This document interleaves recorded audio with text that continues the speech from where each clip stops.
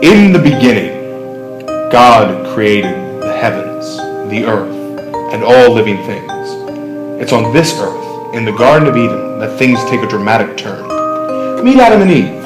Adam and Eve are naked and feel no shame until they do the one thing God specifically told them not to do. They are now aware of their nakedness and are ashamed. Sin and shame will become a perpetual problem from now on for everyone.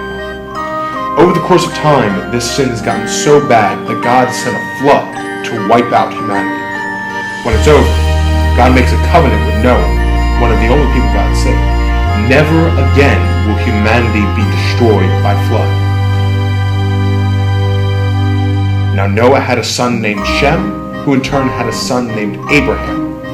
God makes a special covenant with Abraham, promising him a great name, a nation, protection, and land. Now Abraham's grandson, Jacob, is supposed to marry a woman named Rachel, but instead marries Rachel's ugly sister, Leah.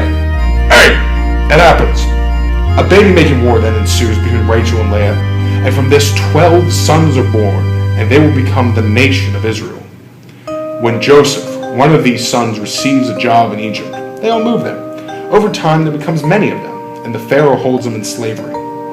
God calls a man named Moses to lead his people, the nation of Israel, out of Egypt and into the promised land. With Israel, God makes a covenant. He gives them 10 commandments, and if they obey, he will bless them. If they disobey, he will curse them. So, God's people prepare to enter the promised land under Moses' leadership. Part of this journey requires taking out some Canaanites, and so Moses sends spies into Canaan. Some of these spies have doubts about their prospects, and God plans to destroy the Israelites for their lack of faith in him. Moses stops God, and after fighting onward, dies. Joshua now leads the Israelites and conquers the promised land. Then he dies, after which the people of Israel become oppressed by other nations. So God appoints different judges to lead the people, but ultimately, there was no king in the land. Fast forward a couple of years to when baby Samuel is born. Not only was this guy a prophet, but God appoints Samuel to find Israel a new king. Samuel chooses Saul, who disobeys God. Samuel then chooses David, who's a great king, but who will see a woman bathing on a rooftop and have sex with her. Solomon, the outcome of this union, will become Israel's third king and lead to the divide of Israel into a northern kingdom and a southern kingdom.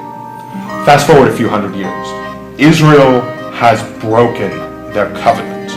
Nebuchadnezzar and the Babylonians destroy Jerusalem. Daniel, in exile, has a vision of the rise and fall of Babylon, Persia, Greece, and Rome. Ezekiel, another prophet, has a vision of God leaving the destroyed temple, but that there'd be a new and greater temple rebuilt. Cyrus of Persia defeats Babylon and allows the Israelites to return to Jerusalem. A temple is rebuilt, but no sign of God's presence is there. At the end, Malachi, another prophet, has a vision of a greater prophet, a second Elijah, who surpass all of the other prophets in Israel.